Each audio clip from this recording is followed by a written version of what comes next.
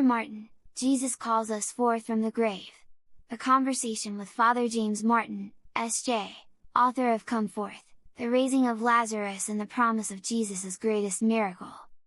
American Jesuit Father James Martin is the author of Come Forth, the raising of Lazarus and the promise of Jesus' greatest miracle, a book dedicated to the figure of Lazarus, brother of Martha and Mary and friend of Jesus, who often stayed in the home of the three siblings in Bethany.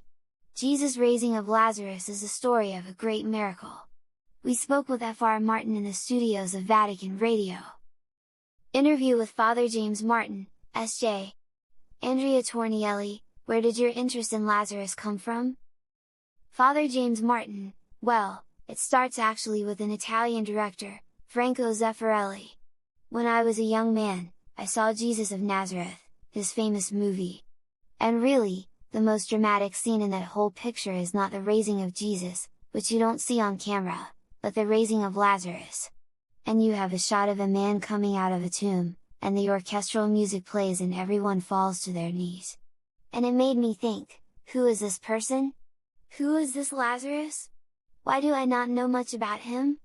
Who are these sisters that come up to be very blunt with Jesus?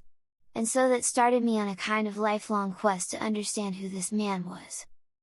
You have been to the places where the gospel events happened.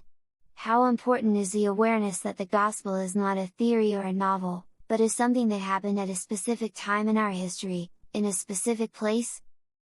Theologians call that the scandal of particularity, that the Gospels happened in a particular time with a particular place, and with particular people. And when you go to the places where the Gospel passages happened, you get a better sense of the story. And so it was very important for me to go to the tomb of Lazarus.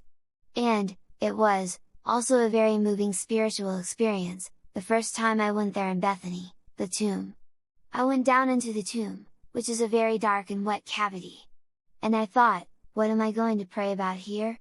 And I used some Ignatian contemplation and said, I can pray about what kinds of things I want to leave behind in the tomb, what kinds of things make me unfree or bound or enslaved. And how can I hear God's voice inviting me out into the fresh air? And I found that very powerful. And then when I subsequently took pilgrims to that same place and invited them to do that same meditation - what can we leave behind in the tomb? - a lot of them came out of the tomb crying. And so I thought, this really says something to people. And that's what led to the book. I thought, I really have to write about this because of my experience and also other people's experiences, but it was important for them to be there in that place. And that's what I tried to describe to the reader.